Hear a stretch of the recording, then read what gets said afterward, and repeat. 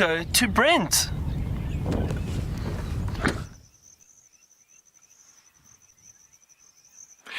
Welcome everybody to the Masai Mara in Kenya. My name is Brent Smith. I have Zanda, aka Eggsy, on camera with me today, and we are in Kenya. Can you believe it? We've been working really hard to try bring you some pictures. You can see. You'll see this is not our normal filming vehicle. We've fortunately been helped by Angama. We're using one of their vehicles, and we've got Douglas, who's one of their best guides, on the back with me, making sure I don't get lost or do anything silly. But we do have a Maasai giraffe for you. There we go, a lovely, beautiful female Maasai giraffe. I know a lot of you are lovers of giraffe, and you are going to love the Mara, because we probably see 200 to 300 giraffe a day while we're driving around. And the biggest group I've seen so far is 40. At this moment there are only 2, but while we're out this morning we managed to find some lions, and they belong to the Angama pride, which I think is a pride of lions we're going to be spending a lot of time with. There are currently 4 females and 7 cubs, but one of them is mating with one of the dominant males in a coalition somewhere in this area. So we're going to be meandering on a little bit. Ooh, what's that in the grass? Oh, it's a warthog. I got excited. The grass is very long, as you can see. The wildebeest haven't arrived, and once they do, they're going to be able to flatten the grass, and we'll be able to see a bit more. Now, I don't know, Eggsy, if you come across here, we've got a gap through here. Now, we're going to look down here. We're looking down towards the Mara River.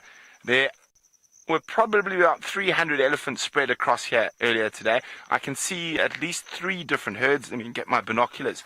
And we always used to talk about how important looking with your binoculars was when we were at cheetah plains. It has now become the most important thing. Because of all this grass, it's near impossible to track actual tracks. So we're going to be... Oh, I see. Are those vultures on the ground? No, they're not. But yes, you see lots of ellies there. So we are going to slowly meander our way down there. We're hopefully going to catch up with the lions before we get there. But this is very, very exciting. Isn't this wonderful? We get to meet a whole host of new animals, new species, new characters. And it is just the most complete different world to what? Oh! What gave the giraffe a fright? Oh, the warthog! The warthog gave the giraffe a fright. The giraffe just took off and staring into the grass. And Betty is wondering, is that the same species of giraffe we get at Djuma? No, it is not, Betty. It is a subspecies.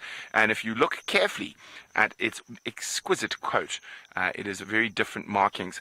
It is called the Maasai giraffe. And there's the culprit. If we come across to the left, Eggs, that gave that poor giraffe heart failure. She's gone back to feeding. But the warthog is running along the edge of those croton thickets. Oh no, Eggs. Eggs gone now, don't worry. To the right, Eggs. Sorry, the warthog has disappeared. We will be seeing lots and lots of warthog. You can just see him. On the edge of those thickets, Eggs' tail occasionally pops out. Alas. He has made himself vanishing. But anyway, wonderful way to start. So we're going to start moving further forward, and we're going to try to see if we can get our first, or maybe not the first, I think you might have seen them with James, but our first view, or my first view, live of the Angama Pride of Lions. While we do that, let's jump back on board with Byron, who's sitting at Chitwa Chitwa.